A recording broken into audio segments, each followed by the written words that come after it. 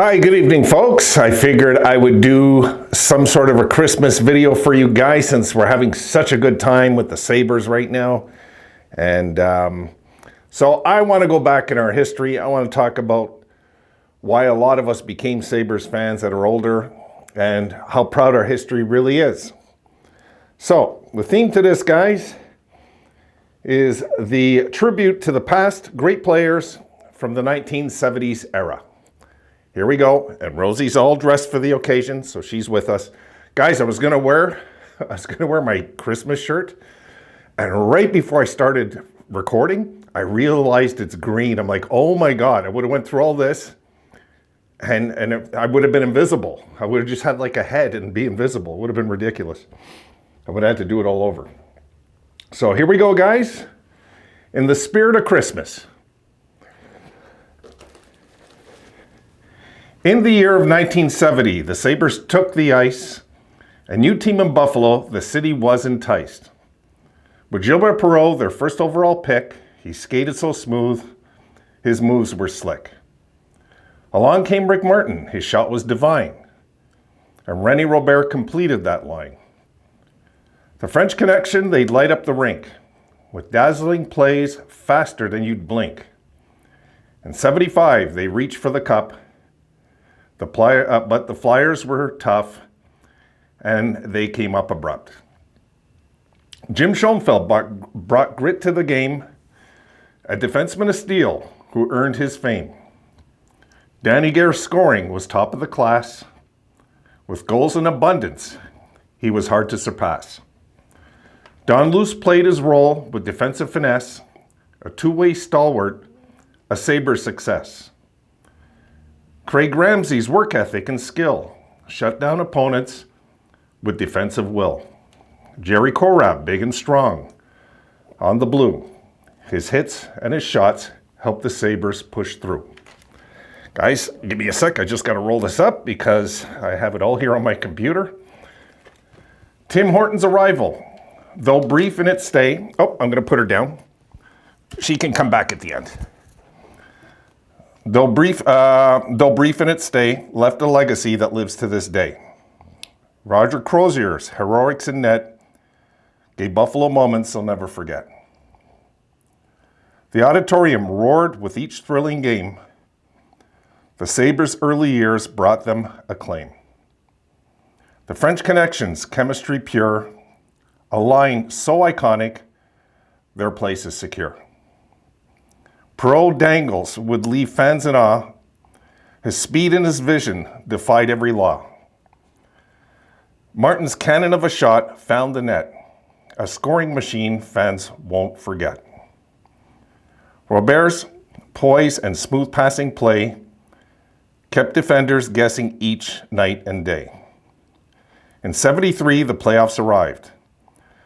The Sabres' ambitions began to thrive. The Fog game in 75, its legendary lore, as Buffalo battled, the crowd wanted more. René Robert's overtime goal lit up the city and thrilled every soul. Jim Schoenfeld's leadership inspired the team. With grit and determination, we lived that dream. Danny Gare's captaincy was strong.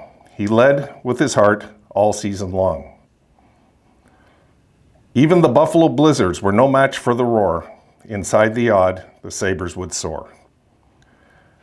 Larry Carrier's steady defensive game added depth and skill to the Sabres' name. Richard Martin's 50-goal year brought Sabres fans to their feet in cheer. Floyd Smith coached with passion and fire, guiding young players to reach and aspire.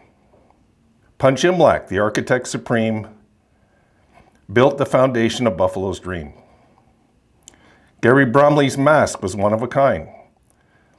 His stops and nets brought peace of mind. Jocelyn Gouverma on defense would shine, a trade that paid off at just the right time. Lee Foglin's toughness and defensive stance gave the Sabres a shot at any chance. Jim Lorentz, a thinker on ice, scored clutch goals that were always precise. Fred Stanfield's veteran savvy and style helped Buffalo win with grace and guile. The 70 Sabres had fans in a trance. With speed and finesse, they led the dance. The community rallied behind their new team, a city united in pursuit of the dream. Perreault's artistry was unmatched by his peers, a franchise icon for countless years. Martin and Robert, his partners in crime, created a legacy that stood the test of time. The decade was golden. The Sabres took flight. Their battles on ice were a thrilling sight.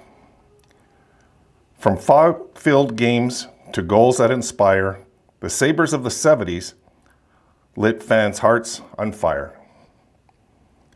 The memories linger, the moments are dear, a tribute to players we still hold near. Perreault's jersey hangs in the rafters high, a reminder of greatness that will never die. As fans remember those magical years, they cherish the joy, the laughter, the tears. Buffalo's pride in their team remains through all of the glory and current pains. The French Connection will always be the heart of the Sabres' legacy. So here's to the players who gave their all. The Sabres of the 70s answered the call. From the odd's first roar to its final cheer, the memories of greatness will always be near. Fans gather still, their love undeterred, to share in the tales of the legends they've heard. The Sabres of old set the standard high. With passion and pride, we reach for the sky. Their story endures, a treasure to keep, through winters cold and snow drifts deep. The Buffalo Sabres, forever they'll stay in the hearts of their fans, come what may. So raise a cheer for the 70s crew. Their legacy lives, steadfast and true. And there's your Christmas story, guys, of the 1970s era. Come here. Let's get you back up there. Yes, she is, guys. She's all ready. Yes, it was a great era to be a fan.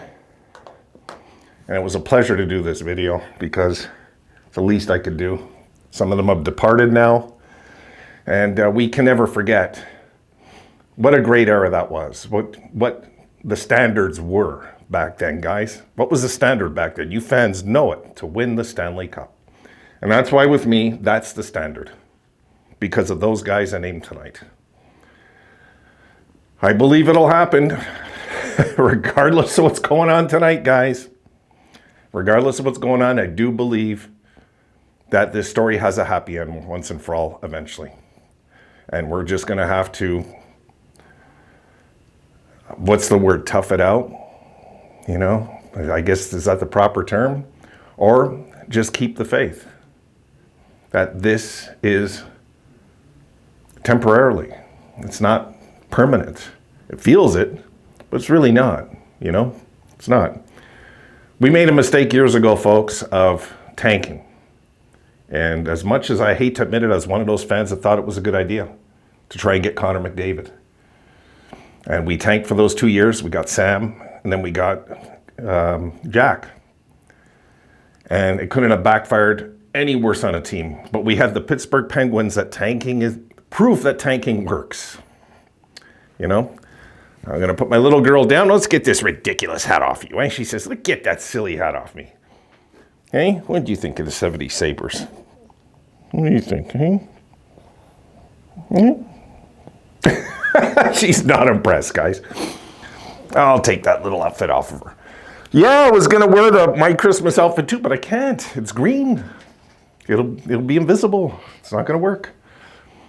So I believe in keeping the standard high. And nothing wrong with that. Keep the standard high. For me, the standard is not making the playoffs. It's winning the Stanley Cup eventually. And we will, of course, get in the playoffs eventually.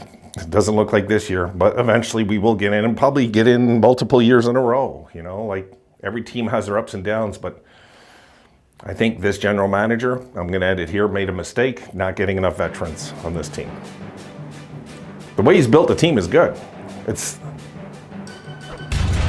you know, you got to have some glue around that though. That's the thing. Not enough glue on this team. You know, that's what's going on. So guys, I'm going to get back to this wonderful game where the Leafs are beating us.